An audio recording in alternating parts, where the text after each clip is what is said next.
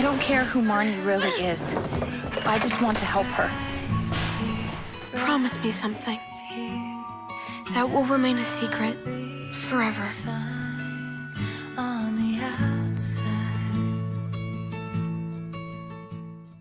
Sent to the country in order to help with her asthma, a shy and artistic girl named Anna gets curious about a mansion in the marsh and a girl named Marnie who mysteriously appears there. The good. I like the emotional state that the characters are in during this movie.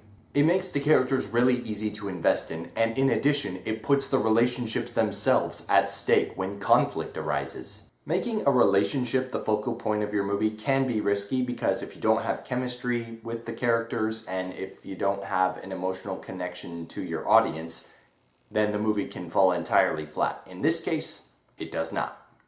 Our main character's emotional state is the one that's most interesting to follow, as she suffers from not only asthma, but a certain sense of social anxiety. A couple of factors in her character that were portrayed really well in the movie. There's a few other things going on with this character as well, but I will not spoil them here.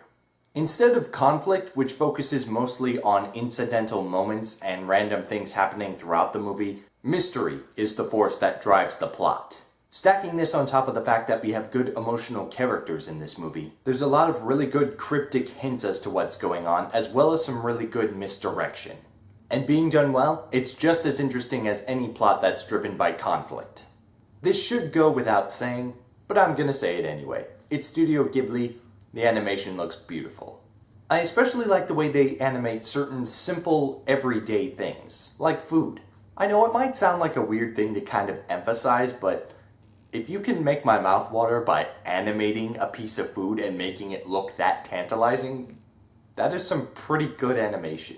The iffy. I'm a bit conflicted about the ending of this movie.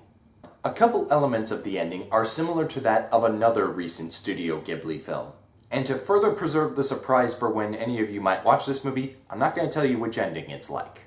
But that similarity isn't really a big deal. A bigger deal is that the ending of this movie makes the chemistry between the main characters feel, in hindsight, a little strange.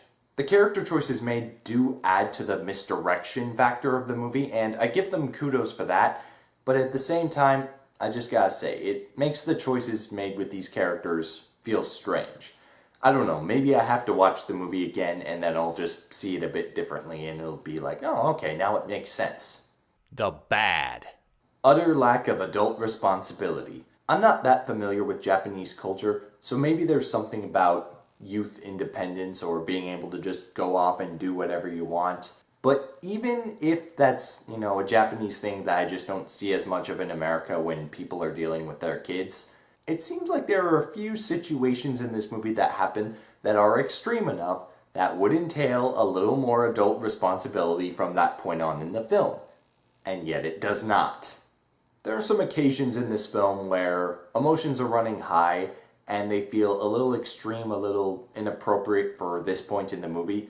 And I say this point in the movie because most of this happens at the beginning. Once we are in it, we know our characters, things feel fine afterwards. But the beginning kind of throws us in the deep end just a little too quickly, I think. The verdict? If this is to be the last film produced by Studio Ghibli, I'd say it was a pretty one to go out on. Sure, it's not their biggest spectacle ever, but it was cute, it was emotional, it was interesting, and it was slightly mind-boggling. Which is pretty much exactly what I sign up for whenever I watch one of Studio Ghibli's films. This is Detective Steve. What? There's another one? It wasn't localized until now, and it's coming to US theaters at the end of the month? Sweetness!